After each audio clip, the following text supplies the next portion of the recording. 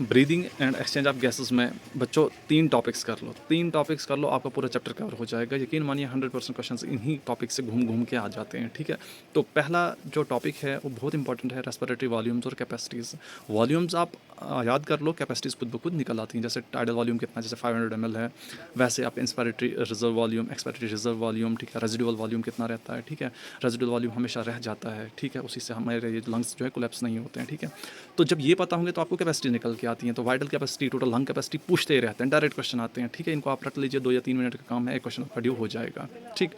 तो दूसरा आ गया आपका ऑक्सी हीमोग्लोबिन डिस्ट्रीब्यूशन कर्व। यहाँ से भी एक क्वेश्चन ड्यू आता है। तो यहाँ से आप थोड़ा सा दिमाग में ग्राफ को लाना और डायरेक्ट पूछ लेते हैं, स्टेटमेंट वाइज पूछ लेंगे कि फॉर्मेशन ऑफ ऑक्सी हीमोग्लोबिन में कौन कौन से फैक्टर्स मदद देते हैं। जैसे पार्शियल प्रेशर, ये जैसे मान लो आपका ग्राफ है, ठीक है। ग्राफ में एक तो ये नहीं तो राइट साइड की तरफ कर्व मूव करेगा, नहीं तो लेफ्ट साइड की तरफ। लेफ्ट साइड अगर करेगा, आप लंग्स दिमाग में लाना। लंग्स में क्या होगा, पार्शियल प्रेशर ऑफ ऑक्सीजन ज़्यादा होगा। पार्शियल प्रेशर ऑफ ऑक्सीजन ज़्यादा होगा तो partial pressure of carbon dioxide कम होगा, हाइड्रोजन आयन कंसंट्रेशन कम होगा, टेम्परेचर कम होगा। ये 4 कंपोनेंट्स आपने याद कर लिए तो आपका क्वेश्चन निकल के आएगा, ठीक है ना। लेफ्ट साइड हमेशा क्या होता है, पार्शियल प्रेशर ऑफ ऑक्सीजन ज़्यादा होगा, ये बाकी 3 कंपोनेंट डिक्रीज हो जाते हैं।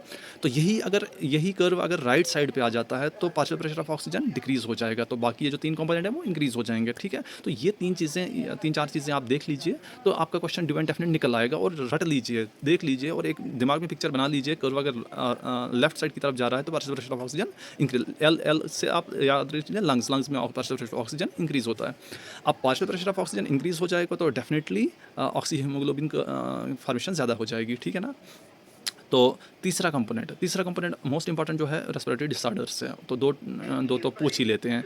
जैसे आपका आ गया एम्फीसीमा है। एम्फीसीमा में क्या होता है, एल्वुलर वॉल जो होती है वो डैमेज हो जाती हैं और उससे क्या होगा, डैमेज हो जाएंगी तो रेस्पिरेटरी सरफेस कम हो जाएगा। रेस्पिरेटरी सरफेस कम हो जाएगी, बहुत इंपॉर्टेंट पॉइंट है ये। तो वैसे अस्थमा में आपको पता ही है inflammation of bronchi and bronchioles. NCERT से ये डायरेक्ट लाइन है और डायरेक्ट पूछ लेते हैं, थोड़ा तोड़ मरोड़ के। लेकिन अगर ये पॉइंट्स आपके दिमाग में हैं, ये 4-5 पॉइंट्स आपके दिमाग में हैं तो डायरेक्ट क्वेश्चन आपका निकल आता है, ठीक है।